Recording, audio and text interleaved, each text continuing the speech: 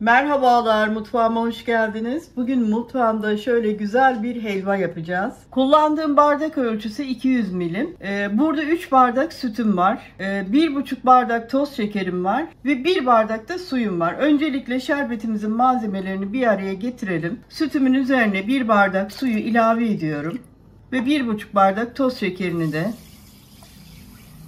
şöyle bir karıştıralım. Şimdi ben bunu ocağa götüreceğim. Kaynama noktasına gelip şekerler eriyince altını kapatacağım. Evet, ocağa koydum. Altını da açtım. İlk etapta şöyle karıştırıyorum ki dibindeki şeker yanmasın diye. Daha çabuk erir hem. Sütümüz kaynama noktasına geldi. İçindeki şeker de tamamen eridi bu arada. Ve ben altını kapatıyorum. Helva için gerekli olan diğer malzemelerimiz. Burada yine 200 milim bardak ile 1,5 bardak irmiğimiz var. Burada yarım bardak unumuz var. 2 dolu yemek kaşığı tereyağı. Burada benim çay bardağım büyük boy olduğu için normal klasik çay bardağıyla aslında bir çay bardağı sıvı yağ kullanacağız. Yarım çay bardağı da üzüm pekmezi. Arzuya göre evde varsa veya arzu ederseniz çam fıstığı kullanacağım ve arzu ettiğiniz miktarda. Tenceremize ilk olarak sıvı yağımızı alıyoruz. Tereyağımı da ilave ettim. Şimdi yağlarımız bir güzel erisin.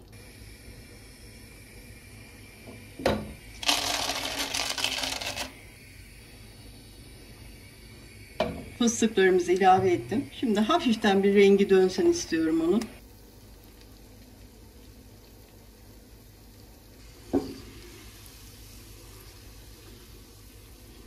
Evet, fıstıklarımız biraz kavruldu. Şimdi irmiğini ilave ediyorum.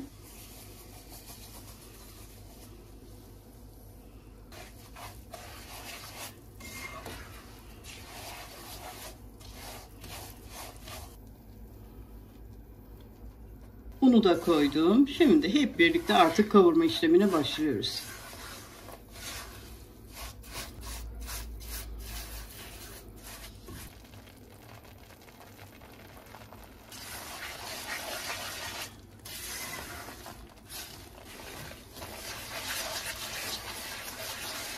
Helvamızın yavaş yavaş rengi dönmeye başladı. Biraz daha kavuracağım. Sürekli karıştıralım, ihmal etmeyelim.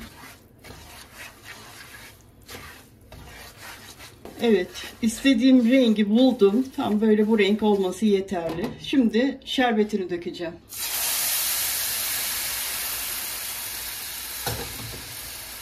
Ocağımızın altını kıstım ben bu arada. Bu aşamada çok dikkatli olun.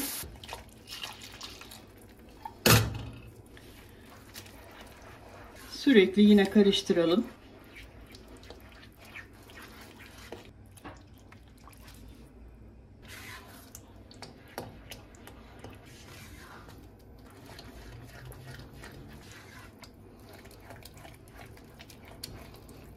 Sütlü şerbetini çekti. Şimdi pekmezi ilave ediyorum.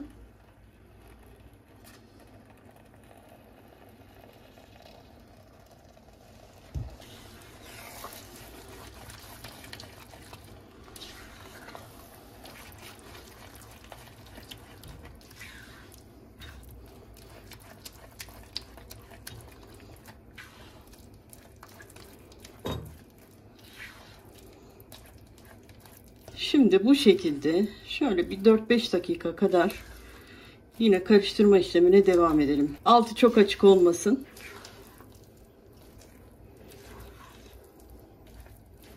Kıvamı gayet güzel oldu. Bakın tencereden artık kendiliğinden ayrılıyor. Bu aşamayı görene kadar şerbetini koyduktan sonra kavurmaya devam edelim. Pişirmeye daha doğrusu.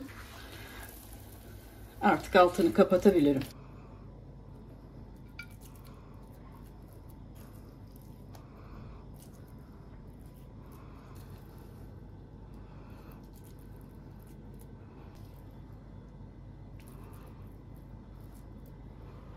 Malzemeleri tam ölçülü, güzel bir helva yaptık. Kıvamı çok güzel oldu arkadaşlar. Tereyağı da misler gibi koktu. Bugün de tarifimin sonuna gelmiş oldum. Bir dahaki tarifte buluşmak üzere diyorum. Hoşça kalın.